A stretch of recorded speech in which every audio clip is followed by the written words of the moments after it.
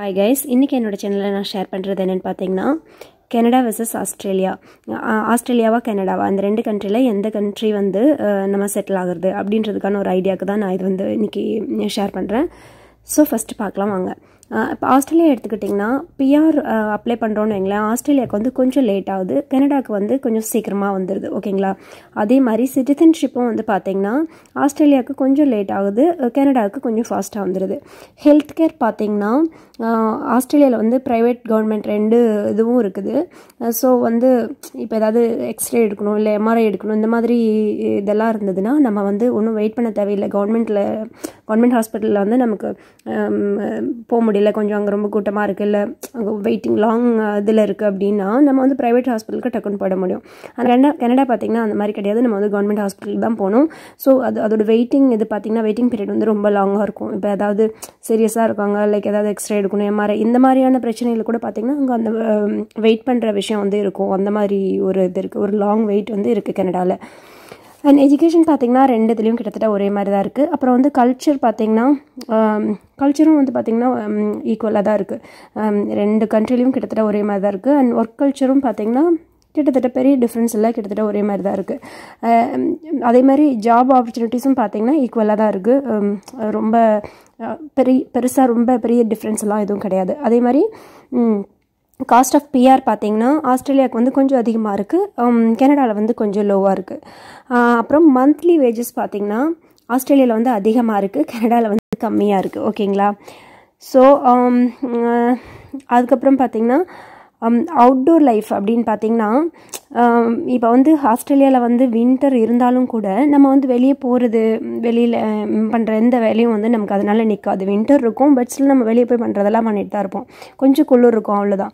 ஆனால் கனடாவில் வந்து அந்த மாதிரி கிடையாது, ஃபுல்லாக ஸ்னோவாக இருக்கும், ரொம்ப குளிரும். ஸோ வின்டரில் வந்து பார்த்திங்கன்னா அந்த 4 to 6 months நமக்கு வந்து பெருசாக ஆக்டிவிட்டீஸ் எதுவும் இருக்காது.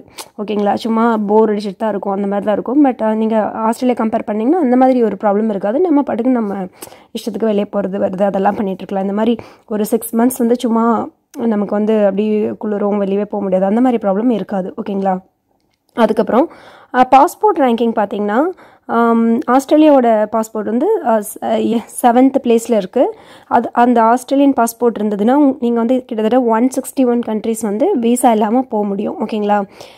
இதுவே கனடா பாஸ்போர்ட் பார்த்திங்கன்னா ரேங்க் 4ல் இருக்குது, அது கொஞ்சம் முன்னாடி இருக்குது. 164 countries வந்து வித்தவுட் விசாவில் வந்து நீங்கள் போக முடியும். ஓகேங்களா? அதுக்கப்புறம் டிஸ்டன்ஸ் பார்த்திங்கன்னா இப்போ இந்தியாவிலேருந்து வரவங்களுக்கு நான் மெயினாக சொல்கிறேன். டிஸ்டன்ஸ் பார்த்தா இந்தியாவிலேருந்து வரவங்களுக்கு வந்து பார்த்திங்கன்னா இது வந்து ஆஸ்திரேலியா வந்து கொஞ்சம் கம்மியாக இருக்கும், கனடா வந்து ரொம்ப தூரமாக இருக்கும். அதே மாதிரி ஃப்ளைட் டிக்கெட்டும் வந்து பார்த்திங்கன்னா ஆஸ்திரேலியாவுக்கு வந்து கொஞ்சம் கம்மியாக இருக்கும், கனடாவுக்கு வந்து கொஞ்சம் அதிகமாக இருக்கும். ஏன்னா டிஸ்டன்ஸ்க்கு ஏற்ற மாதிரி தானே வருது, அதனால்.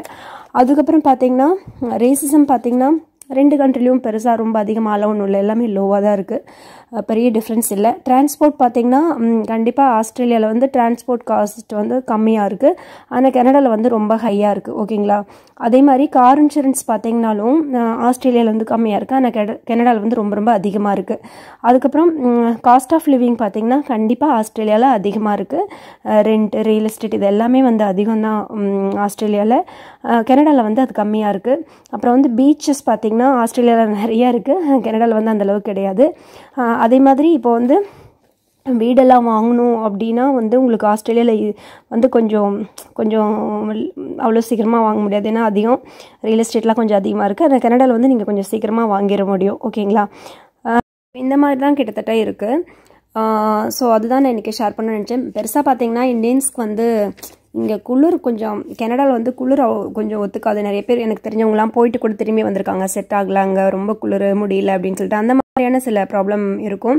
பட் இங்கே வந்து அந்த மாதிரி பிரச்சனை இருக்காது. நம்ம வந்து இந்தியாவில் இருந்துட்டு வரதால அங்கேயும் நமக்கு கொஞ்சம் சூடாக தானே இருக்கும். ஸோ இங்கே வந்து பெருசாக அந்தளவுக்கு இது தெரியாது. பட் சம்மரில் கொஞ்சம் வெயில் இருக்கும், அது நமக்கு அதுதான் கொஞ்சம் சிலருக்கு அது கொஞ்சம் கஷ்டமாக இருக்கும்பாங்க. பட் ஸ்டில் சென்னையில எல்லாம் இருந்துட்டு வரவங்களுக்கு இது ஒரு பெருசாக ரொம்ப இதெல்லாம் ஒன்றும் இருக்காது, ஓரளவுக்கு பேர் பண்ணுற மாதிரி தான் இருக்கும்.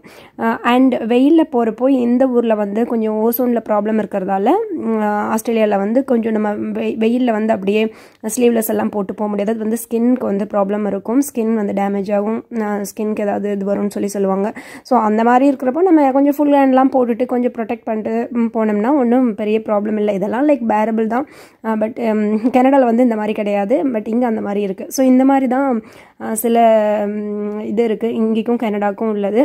ஸோ அதுதான் நான் இன்றைக்கி ஓகே இதை வந்து நம்ம ஷேர் பண்ணலாம் அப்படின்னு சொல்லி நினச்சேன். ஏன்னா நிறைய பேர் வந்து கனடாவுக்கு போகணுன்னு நினச்சி ட்ரை பண்ணிகிட்டு இருப்பாங்க, நிறைய பேர் வந்து ஆஸ்திரேலியாவுக்கு வரலாம் அப்படின்னு நினச்சிட்டு இருப்பாங்க. ஸோ ரெண்டு கண்ட்ரிலையும் எந்த மாதிரி இருக்குது அப்படின்னு அவங்களுக்கு தெரியாது இல்லையா? ஸோ அதனால தான் சொன்னேன். அப்புறம் பார்த்திங்கன்னா ஸ்கில்டு ஒர்க்கர் இருப்பாங்கல்ல, லைக் பிளம்பர் இல்லை எலக்ட்ரிஷியன், இந்த மாதிரி இருக்கிறவங்களுக்கு எல்லாமே எப்போதுமே ரெண்டு கண்ட்ரிலையுமே டிமாண்ட் அதிகமாக இருக்கும். ஏன்னா இந்த மாதிரி இருக்கிறவங்களுக்கு எப்போதுமே பார்த்திங்கன்னா அந்த மாதிரி வேலைக்கு ஆள் இருக்க மாட்டாங்கன்னு சொல்லிட்டு இருப்பாங்க. ஸோ இந்த மாதிரி வேலை பண்ணுறவங்களுக்கெல்லாம் எப்போதுமே டிமாண்ட் இருக்கும். ட்ரக் டிரைவர்ஸ்க்கு எப்போதுமே இருக்கும் ரெண்டு கண்ட்ரிலையுமே. அண்ட் ஆஸ் யூஷுவல் இந்த ஸ்கில்டு பீப்புள் இருப்பாங்களே அவங்களுக்கும் வந்து இருக்கும், டாக்டர்ஸ் நர்ஸ் அந்த மாதிரி இருக்கிறவங்களுக்கும் வந்து இருக்கும். ஓகேங்களா? ஸோ இதுதான் நான் எனக்கு ஷேர் பண்ணணும்னு நினச்சேன். கண்டிப்பாக இது உங்களுக்கு யூஸ்ஃபுல்லாக இருந்திருக்கும்னு நினைக்கிறேன். தேங்க்யூ ஸோ மச் ஃபார் வாட்சிங். பை.